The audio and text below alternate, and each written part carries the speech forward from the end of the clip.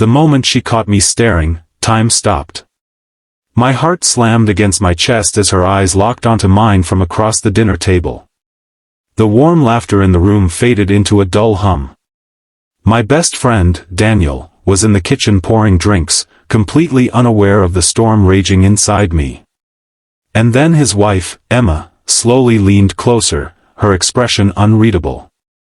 She lowered her voice so only I could hear. "I know what you're thinking." In that instant, every terrible possibility exploded in my mind. Shame. Panic. Guilt. Had she noticed the way my eyes lingered? Did she think I wanted something I had no right to want? Was I about to lose the only family I had left? Before we continue, if you believe in kindness, redemption, and second chances, take a moment to like this video, comment where you're watching from, share this story with someone you care about, and subscribe to the channel. Your support helps these stories reach hearts that may need them most. I wish I could say I was staring because of desire. But the truth was far more painful. I had known Daniel for 23 years. We met when we were 10, both awkward kids trying to survive middle school. He was loud, fearless, and stubborn. I was quiet, careful, and always overthinking. Somehow, we balanced each other. He became the brother life never gave me. We went through everything together. First heartbreaks. Failed exams. Bad jobs. The death of my mother. The collapse of his father's business. Every time life hit one of us, the other showed up. Then Emma entered his life. She changed him. Daniel had always been reckless. He spent money too fast, trusted too easily, and buried pain under jokes. But Emma brought peace into his chaos. She was calm, thoughtful, and had this rare ability to make people feel seen. Around her, Daniel became softer. Better. I was happy for him. Truly. When they got married 3 years ago, I stood beside him as best man, fighting tears as he said his vows. So no, I wasn't secretly in love with my best friend's wife. But lately, something felt wrong. It started small. Emma stopped smiling the way she used to. Most people wouldn't notice. Daniel certainly didn't. But I did. I noticed the tiredness behind her eyes. The forced laughter. The way her shoulders stayed tense even during relaxed conversations. I noticed how she'd glance toward Daniel when he wasn't looking, as if trying to decide whether to say something and then choosing silence. I recognized that silence. I had worn it myself. Years earlier, when my mother got sick, I became an expert at pretending everything was fine. I smiled while drowning. I joked while breaking. Most people believed me. Except Daniel. He noticed. He saved me. And now I was staring at Emma because I saw that same pain in her. That night at dinner, when she whispered, "I know what you're thinking," I froze. She gave me a sad smile. "You can tell something's wrong." It wasn't a question. I swallowed hard. Daniel returned with drinks before I could respond, cheerful as ever, joking about burning garlic bread. Emma leaned back like nothing had happened. But my chest tightened. She knew. And somehow that made things worse. For the next week, I couldn't stop thinking about it. Was I supposed to say something to Daniel? Was I overreacting? Maybe it was stress. Maybe work. Maybe marriage just gets complicated. But then came the phone call. It was past midnight. Emma. I stared at the screen, confused. She never called me directly. I answered. Her voice was shaking. "Can you come?" That was all. No explanation. No details. Just fear. I drove like a madman. When I reached their house, I found her sitting on the porch, barefoot, wrapped in a blanket, trembling. Alone. "Where's Daniel?" I asked. She looked at the ground. He's at the hospital. Everything inside me went cold. What happened? Her lips trembled. He collapsed. The world tilted. Apparently Daniel had been working insane hours for months. He told everyone he was fine. He hid chest pain. Ignored dizziness. Brushed off exhaustion. Classic Daniel. Until his body gave up. Emma had called the ambulance. Now he was under observation. He made me promise not to tell anyone how bad it was, she said quietly. But I couldn't do this alone. That sentence broke me. I sat beside her in silence. Then she started crying. Not graceful tears. Not movie tears. Real ones. Ugly, shaking, exhausted sobs from someone who had carried too much for too long. And suddenly everything made sense. The sadness in her eyes. The silence. The tension. She had been carrying Daniel's burden alone. She whispered something I'll never forget. He keeps saving everyone, but he won't let anyone save him. That hit like a knife. Because it was true. Daniel had always been the strong one. But strong people often break in silence. I finally understood why she had looked at me that night. She knew I would notice. Because I knew him better than anyone. And she needed help. The next morning we went to the hospital. Daniel looked terrible. Pale. Weak. Tubes attached. Yet somehow he still tried to joke. Wow, both of you look awful. Emma almost laughed. Almost. The doctor explained things clearly. Severe stress. Exhaustion. Dangerously high blood pressure. No heart attack, thank God, but if he kept going, something worse was coming. He needed rest. Real rest. No work. No excuses. No hero complex. Daniel hated every word. That week changed everything. For the first time in years, Daniel couldn't run. Couldn't hide in work. Couldn't distract himself. And slowly, ugly truths surfaced. His company was failing. He was drowning in debt. He had taken loans without telling Emma. He felt like a failure. He believed if he worked harder, he could fix everything before anyone noticed. Instead, he nearly killed himself. Emma was furious. Not because of money. Because of secrecy. Because he shut her out. And me? I was stuck in the middle. Best friend. Witness. Brother. I watched two people who deeply loved each other struggle to communicate through fear. One evening, after Emma went home to shower, Daniel stared at the ceiling and said something I never expected. I'm scared. It came out broken. Raw. Childlike.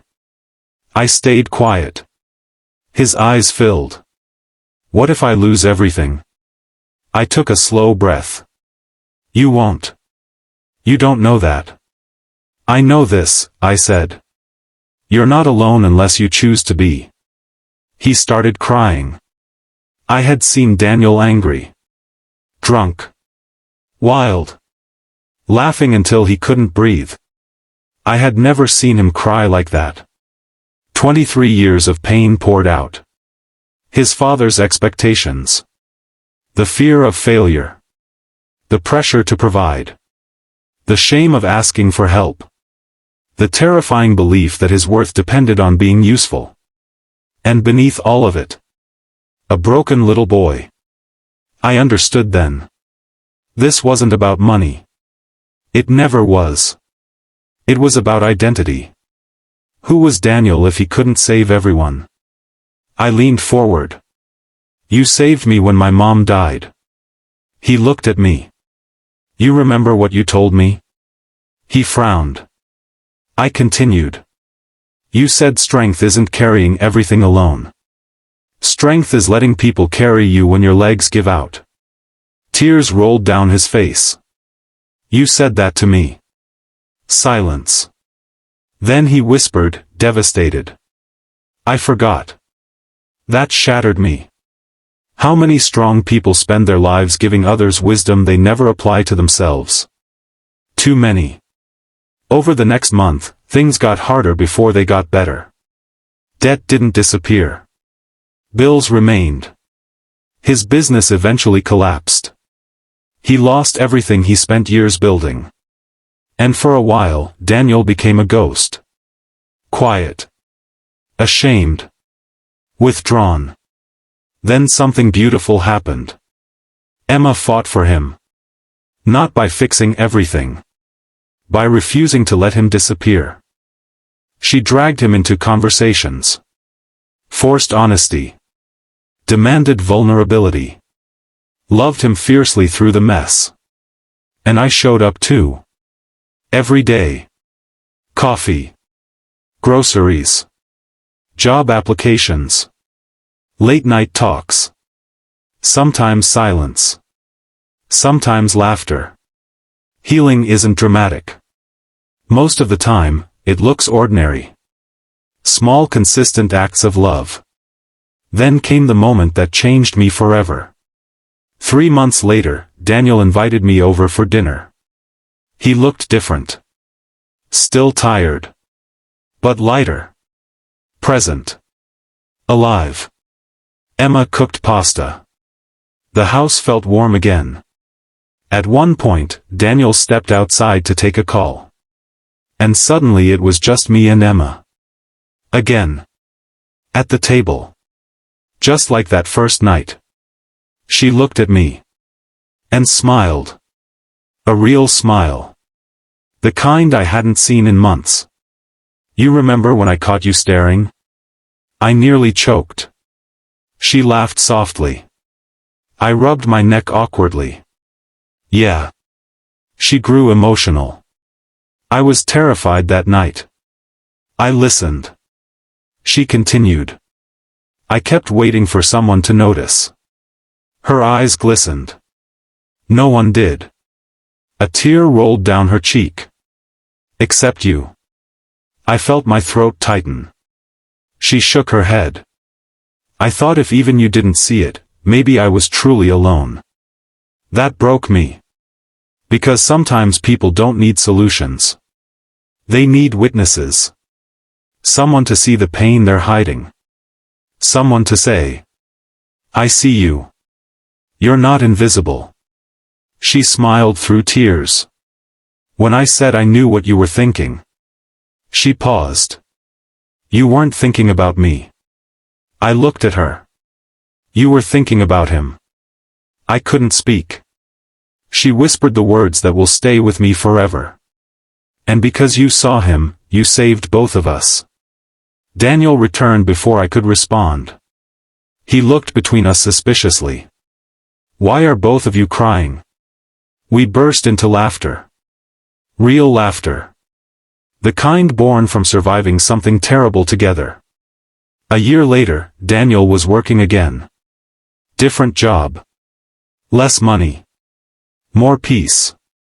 He and Emma started counseling together. Their marriage grew stronger.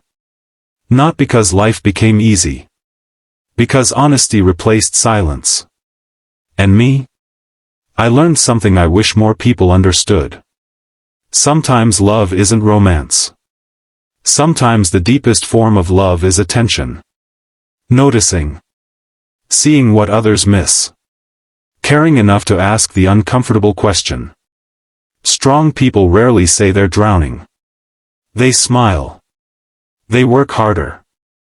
They say, I'm fine. Until they collapse. So pay attention. To your friend. Your spouse. Your brother. Your father. Your mother. The strongest person in your life may be carrying the heaviest burden in silence. If this story is touching your heart, please like this video, comment, share it with someone who needs to hear this, and subscribe. Your engagement helps meaningful stories reach people who may be silently struggling tonight. And before this story ends, I have one special request. Please comment below with just 3 words. I see you. Because someone reading that comment may need those words more than you realize. Last week, Daniel called me. No emergency. No crisis. Just a normal call. He said something simple. You free for coffee? I smiled. Yeah. Then he said something unexpected. Thanks for staring. I laughed so hard I nearly dropped my phone. But then he added quietly. No one had looked closely at me in years. And I stopped laughing. Because that was the truth. We live in a world full of eyes. But very little seeing. People look. Few notice. So if you take anything from this story, let it be this. Look closer. The tired smile. The forced laugh. The silence after, I'm fine. It might save a life. Because sometimes the moment that feels awkward. The glance. The pause. The stare. Becomes the exact moment someone realizes. They are not alone. And sometimes, that is enough to bring someone back from the edge. Someone out there is waiting to be seen. Maybe today, that someone is closer than you think.